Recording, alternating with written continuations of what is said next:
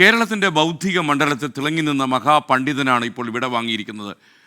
MGS Narayanan എന്ന് പറയുമ്പോൾ അദ്ദേഹത്തിന് ഒരുപാട് മേൽവിലാസങ്ങളുണ്ട്. എഴുത്തുകാരൻ, അധ്യാപകൻ, ചരിത്ര ഗവേഷകൻ, സാഹിത്യ നിരൂപകൻ തുടങ്ങി വിവിധ മേഖലകളിൽ MGSൻ്റെ സംഭാവനകൾ കേരളത്തിന് കിട്ടി.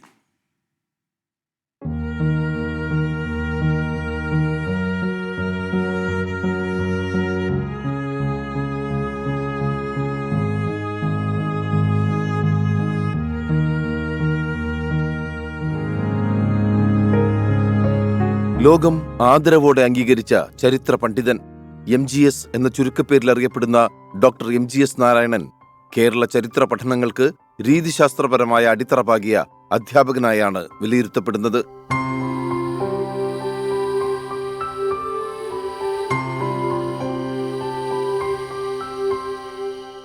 ഭാഷാ വ്യാകരണത്തിലും പ്രാചീന ലിപികളിലും MGS നടത്തിയ പഠനങ്ങൾ സമാനതകളില്ലാത്തത്. പെരുമാൾസ് ഓഫ് കേരള എന്ന പേരിൽ പ്രസിദ്ധീകരിച്ച പഠനമാണ് MGSന്റെ മാസ്റ്റർ പീസ്.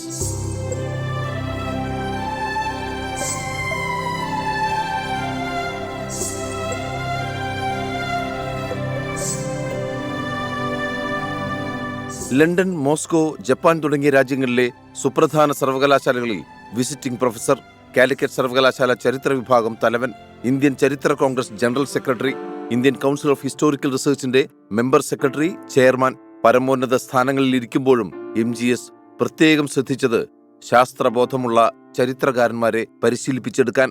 നിരന്തരമായ നവീകരണം അനിവാര്യമാണെന്ന് തെളിയിച്ച MGS സ്വന്തം ഗവേഷണ പ്രബന്ധത്തിന്റെ തലക്കെട്ട് വരെ മാറ്റി മാതൃക കാട്ടി. തന്റെ ബോധ്യങ്ങൾക്ക് ഒത്തുപോകാത്ത കാര്യങ്ങളോട് ശക്തമായി പ്രതികരിച്ചിരുന്നു MGS.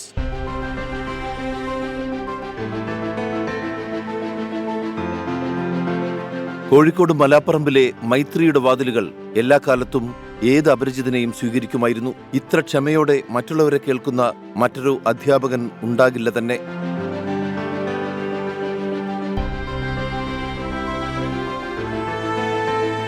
അതിസങ്കീർണവും അതിസുന്ദരവുമായ ജീവിതത്തെ കറുപ്പിലോ വെളുപ്പിലോ അടയാളപ്പെടുത്താനാകില്ല എന്ന് പലപ്പോഴും പറയാറുള്ള MGS ചരിത്രത്തെ കെട്ടുകഥകളിൽ നിന്ന് മോചിപ്പിച്ച പണ്ഡിതനായാണ് ചരിത്രത്തിൽ ഇടം പിടിക്കുന്നത്. മതത്തെയും മാർക്സിസത്തെയും ഒരുപോലെ ഉപേക്ഷിച്ച ഡോക്ടർ MGS നാരായണന് ഒരേയൊരു അന്ധവിശ്വാസമേ ഉണ്ടായിരുന്നുള്ളൂ: ചെറുപ്പത്തിലെ തന്നെ വിട്ടുപിരിഞ്ഞ അമ്മ.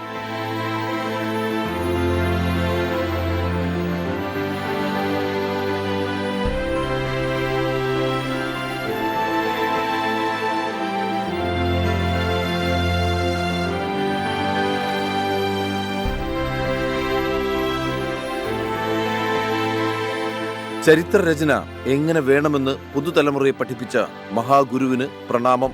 U Pradeep, research desk, 24.